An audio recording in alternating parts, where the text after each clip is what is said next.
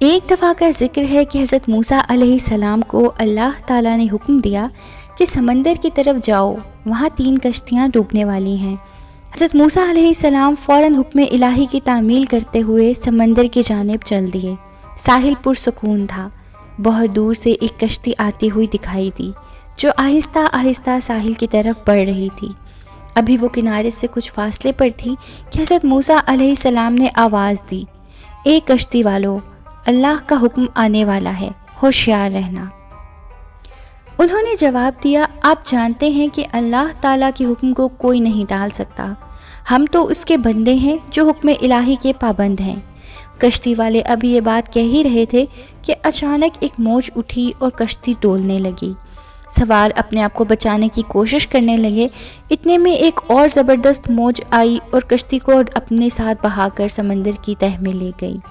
تھوڑی دیر میں ایک اور کشتی نظر آئی تو حضرت موسیٰ علیہ السلام نے انہیں بھی خبردار کیا اور کہا، ذرا محتاط ہو کر آنا۔ انہوں نے بھی اپنے پہلے والوں کی طرح جواب دیا کہ جو کچھ ہونا ہے ہو کر رہے گا، اور کشتی کو کنارے کی طرف لاتے رہے، یہاں تک کہ ساحل کے قریب آتے آتے یہ کشتی بھی ڈوب گئی۔ حضرت موسیٰ علیہ السلام اللہ کی حکمت کے بارے میں سوچوں میں محو تھے کہ انہیں ایک تیسری کشتی آتی دکھائی دی۔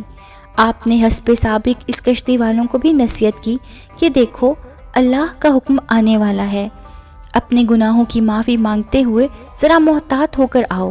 انہوں نے جواب میں کہا کہ اے اللہ کے نبی علیہ السلام، جس طرح آپ سچے ہیں اس طرح اللہ کا حکم بھی اٹل ہے، اسے کوئی نہیں بدل سکتا۔ لیکن اللہ کی رحمت بھی تو ہے، ہم اس کی رحمت سے کیوں مایوس ہوں؟